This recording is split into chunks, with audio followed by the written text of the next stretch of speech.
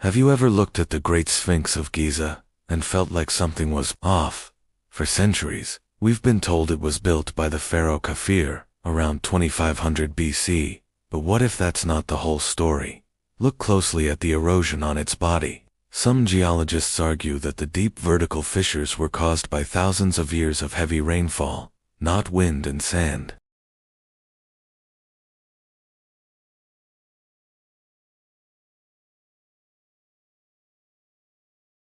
And then there's the head. It's noticeably smaller and out of proportion with the massive lion's body.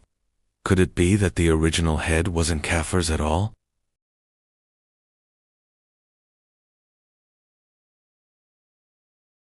Who really built this enigmatic statue, and when? The secrets of the Sphinx might be even older. One of the most advanced ancient civilizations, famous for their incredible pyramids, complex calendar, and bustling cities in the middle of the jungle.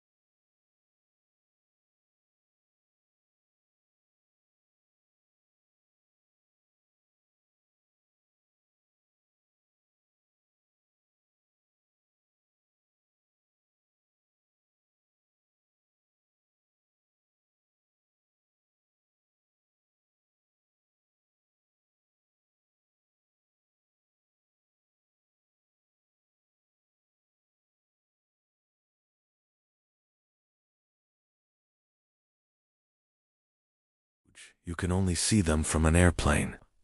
Deep in the deserts of Peru lie the Nazca lines, one of history's greatest puzzles. We're talking about hundreds of gigantic figures etched into the ground thousands of years ago. There are hummingbirds, monkeys, spiders, and mysterious geometric shapes, some stretching for hundreds of meters. How did an ancient civilization create these massive designs with such incredible precision, long before drones or flight? And more importantly, why?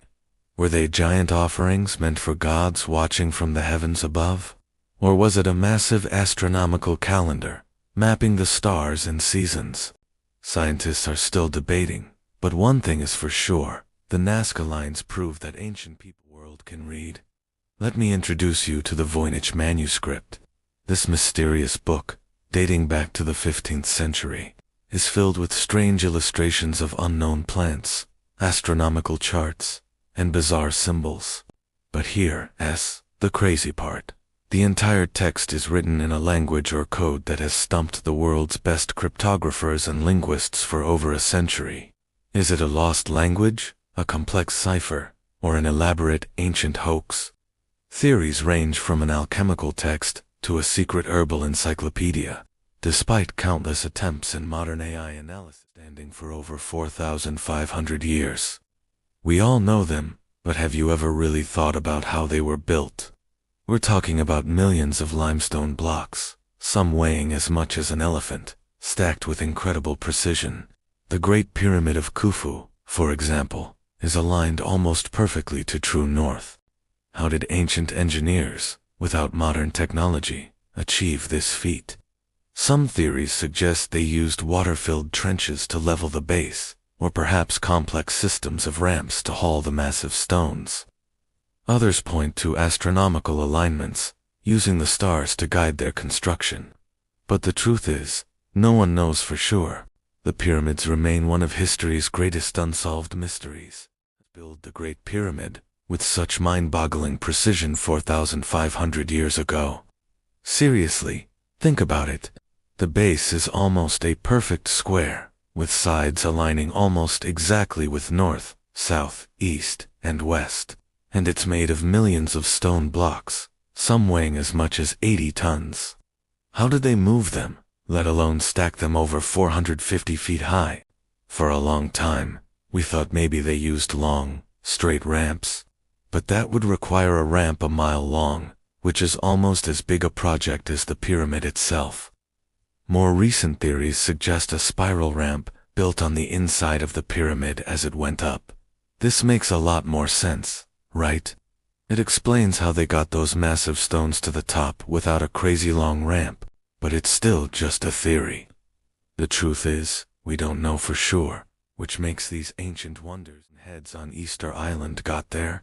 These are the moai, and some of them are over 13 meters tall and weigh as much as 14 elephants. So, how did an ancient civilization with no modern technology pull this off? First, carving.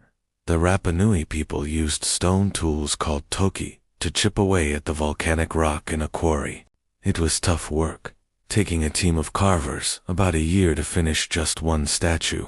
But the real mystery is moving them. The most popular theory is that they walked them. By tying ropes around the head and base, teams of people could rock the statues from side to side, inching them forward, just like you'd move a heavy refrigerator. It sounds crazy, but experiments have shown it's totally possible. So, no aliens, just incredible human ingenuity. What ancient temple wasn't built by a settled civilization, but by hunter-gatherers? Welcome to Gobekli Tepe in Turkey, a site that's completely rewriting history. We're talking about massive carved stone pillars, some weighing over 10 tons, arranged in perfect circles. And the craziest part? It's 12,000 years old.